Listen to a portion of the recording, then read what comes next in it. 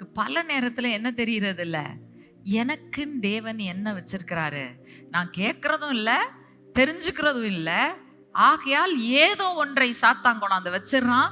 Remember, you and I are not brought into this world to just run blindly. நீங்களும் நானும் ஒரு குருட்டு ஓட்டத்தை ஓடுறதுக்கு இந்த உலகத்திற்குள்ள அழைக்கப்பட்டவர்கள் அல்ல. உங்க வாழ்க்கைக்கு ஒரு நோக்கம் இருக்கு. நீங்க நோக்கமற்றவர் அல்ல.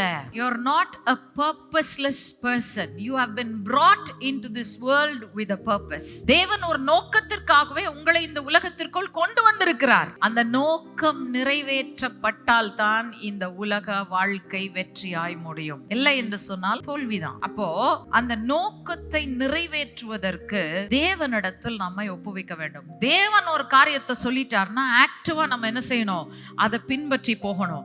ஆனா ஏன் சுயத்துல, ஏன் மாம்சத்துல, ஏன் சிந்தையில வர்ற காரியத்தை வச்சுக்கிட்டு அதை பின்பற்றி போறேன்னு சொல்லிட்டு அதுக்கு ஜெபம் பண்ணா வந்துரும். நிறைய பேர் இன்னைக்கு வாழ்க்கைய கோட்டை விட்டுட்டு இருக்கிறாங்க. தயவு செய்து அந்த வேலைக்கு இடம் கொடுக்காதீர்கள்.